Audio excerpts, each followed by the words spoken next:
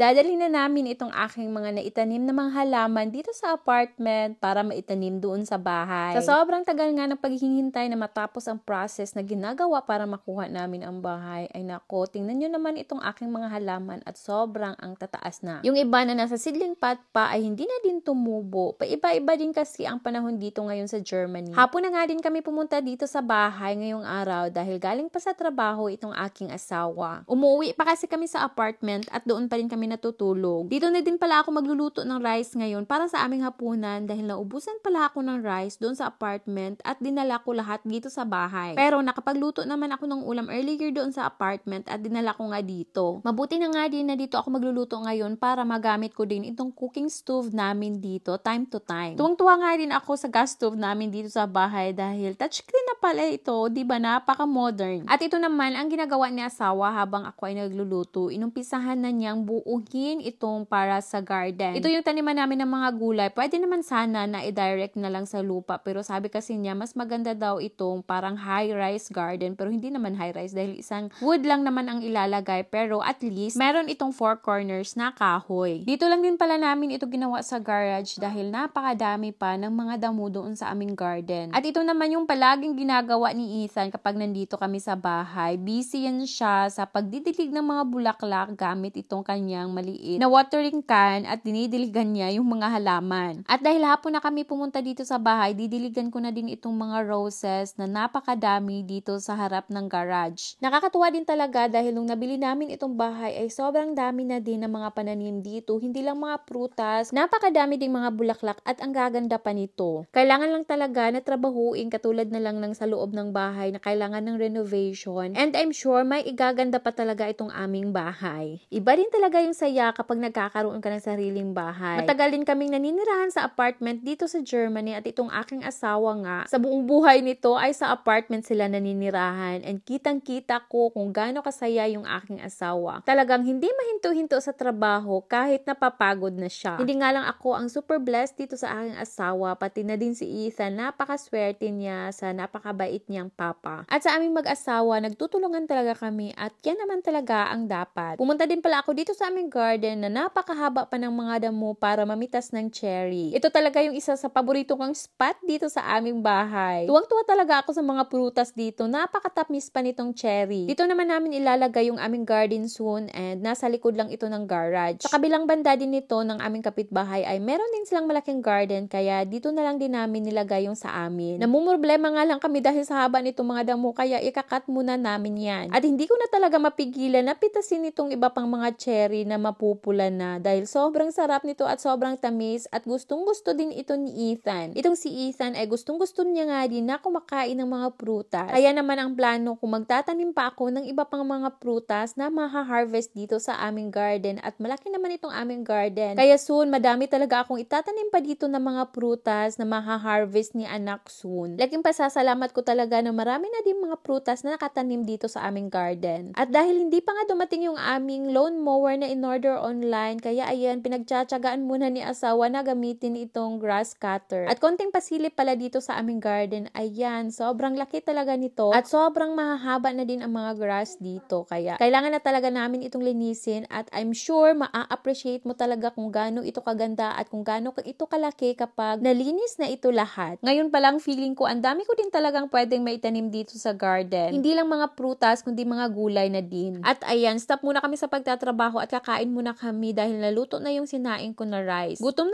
na din talaga kami at si Ethan nga hindi na din makapaghintay. Pagkatapos nga namin kumain, ayan na naman si Ethan, naglalaro na naman siya sa garden. Tuwang-tuwa talaga si anak kapag nandito kami sa bahay, lalo na siguro kapag nalinis na itong aming garden. Minsan nga naninibago din ako dahil nasanay nga kami na nasa loob lang kami ng apartment at sa loob lang ng kwarto naglalaro itong si Ethan. At ngayon, sobrang lawak na talaga ng pwede niyang malaruan. 7:00 na nga ito ng gabi at bago kami uuwi sa apartment ay gagawa muna kami ng isa pang raised garden. Mabuti na lang at mahaba ang daytime dito sa Germany kapag summer. Kaya kahit gabi na, nandito pa rin kami sa labas nagtatrabaho. Excited na talaga ako na matapos itong aming garden para maitanim ko na yung aking mga gulay. Excited na din ako kung ano yung itsura ng garden na magagawa namin at kung ano yung mga itatanim namin doon. At ito na nga yung mga gulay na naghihintay itanim sa garden. Ilalagay ko muna ito dito sa gilid habang hindi pa natapos yung ginagawa namin na na garden. At tingnan nyo naman yung iba kong snack peas dito. Ay nako, namulaklak na sila. Sobrang liit pa nga nitong puno, kaya itatapon ko muna yung bulaklak niyan para tutubo pa itong kanyang puno. It means talaga na kailangan ko na talaga itong itanim sa garden. At ayan, sobrang ganda nga din ng sunset ngayon. Alas 8 na yan ng gabi, kaya uuwi na kami sa apartment. Yan lang muna for today's video. Thank you so much for watching. Bye!